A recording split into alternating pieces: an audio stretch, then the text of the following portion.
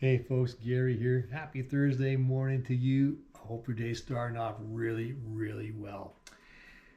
We've been looking at the life of Gideon this week, and today we're going to look at verse 25, 25 to 27 of Judges chapter 6, and see what Gideon is up to. So now he's emboldened. God has answered his sacrifice, and Gideon's like, okay, this is God. Man, the confirmation has been given to me. And so he steps out and he makes a very, very bold move because he truly believes God is with him. And so let's look at it. And it says this: That night the Lord said to Gideon, take the second bull from your father's herd, the one that is 7 years old. So this is his dad's bull. It's not his, it's his dad's. Pull down your father's altar to Baal. So he's going to go and destroy this altar to Baal. It's interesting that it's his father's altar. Like his father is doing this too. Like, ooh, man, this is gonna get really personal. And it says, and cut down the Asherah pole standing beside it. So this big wooden pole, this big pole, both these things were objects that were used to worship Baal. Then build an altar to the Lord your God here on this hilltop sanctuary, laying the stones carefully.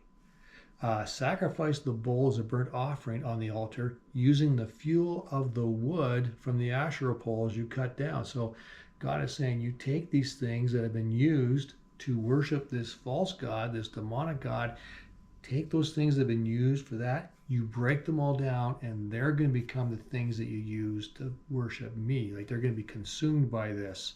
I think that's kind of really cool when it comes to that. But moving on here. So Gideon took 10 of his servants and did as the Lord commanded. But he did it at night because he was afraid of the other members of his father's household and the people of the town. Gideon makes a pretty bold statement here. God has him make a bold statement. It's not like you can hide this stuff. Like the Asherah pole, like it's gone. Where did it go? Who took that? Hey, wait a second. Those charred remains look a lot like that, right? Hey, where's our altar? Our altar's been broken down. Where is that? And then they find the remains of the bull and all that kind of stuff. Like you can't hide this. You can't go and put it all back together again. You can't say, okay, we'll do this for God, but no one's going to know. Everyone's going to know that it happened. Even though he did it at night, everybody's going to know. Yeah, maybe he's hoping that people aren't going to figure out it's him. I don't know. But it's a pretty bold move, and Gideon's learning how to be bold. He's learning how to be used by God. Now, he's still prone to wanting to really, really make sure, but he's getting bolder, and I think that is really super cool. I like the fact that God used the things that people are using for evil, and he had those things consumed in this sacrifice to him. Really neat. But there's a lesson of this.